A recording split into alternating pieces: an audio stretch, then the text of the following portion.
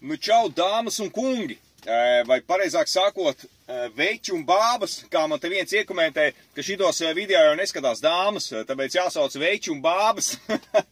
Tātad, man jums ir zvērīgs piedāvājums. Pirmkārt, šitais vidiks ies divās platformās, TikTok arī it kā jāliekot ir šitā gareniski vidīgi un garāk pa minūtei, tur kaut kāda algoritmi, tur šmalgoritmi un tā tālāk. Nu, pamēģināsim, patestēsim. Principā man ir zvērīgs piedāvājums darbs Norvēģijā. Tātad, variants ir tāds, jūs man dodat 500, ja, samaksājat man 5 sotaks, dodat man savu pasi, tad, principā, jūs visi lecat busiņā iekšā un jūs ved uz Norvēģiju. Un tad tur tālāk, nu, kāds jūs sagaida, varbūt, ne, tad tur ved uz vagoniņu dzīvot, un tur, labi, pietiek muldēt, bet pavisam nopietni, nu, īstenībā šitādi varianti ir bijuši agrāk, es nezinu, vai tagad mūsdienās kaut kas tāds notiek vai ne, bet labi, pavisam nopietni tiešām ir darbs Norvēģijā, man te čoms piedāvāja, bet man personīgi, es personīgi pats atteikšos šoreiz, nu, zināt, nu, nekad nesaka, nekad nevar zināt, bet pagaidām man ir labi tā, kā man ir, bet es domāju, kāpēc nepiedāvāt to kādam citam čalim, varbūt tiešām kāds normāls čalis meklē darbu un grib braukt reisos, maiņās strādāt.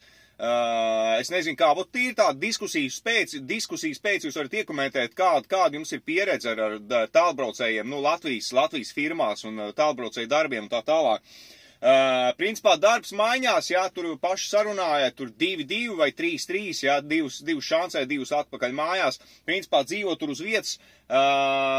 Tā nav ne latviešu, ne leišu firma, jā, tā ir Norvēģa firma, tur strādā vairāk latviešu, bet principā firma paplašinās un būs jaunas kaut kādas tur mašīnas, principā būs 24. gada merši, ja, pilnīgi jauni 2024. gada merši, un jā, un laikam 2 čaļi vajadzīgi, un naudiņa samaksa laba, es gan tur sīkāk neiešu neko stāstīt, jo es neko arī īsti nezinu sīkāk. Principā būs apakšā linka vai būs ietagot čalis, ja, kam jūs varat prasīt tālāk info kaut kādu, kas arī jūs tur savedīs, iekārtos un tā tālāk. Un tā kaut kā, jā, tur ir Norvēģijā, tur esot bāze, kur uz vietas tur ēst var sataisīt un drēbes izmazgāt un tā tālāk, bet principā, jā, tu brauc projām uz 2 vai 3 nedēļām un tad pēc tam 2 vai 3 nedēļas mājās atpakaļ. Ko vēl jums pastāstīt vairāk, jau arī laikam neko. Tas ir tāds fiksais video bija, man piedāvāja, domāju, nodot tālāk un mazums kādam. Es zinu, cik citreiz ir grūti atrast normālu šepti, un te tiešām Džeks jau pāris gadus strādā. Nu, čoms man zināms, tāpēc es jums varu stāstīt. Ja tas nav kaut kur dzirdēts, kaut kas teicis, tur tante runāja un tā tālāk, ja. Tā kā apstākļi normāli, alga laba un viss notiek. Braucam, nu, protams, tā ir Norvēģija, tur būs arī jāuzšancē, ja.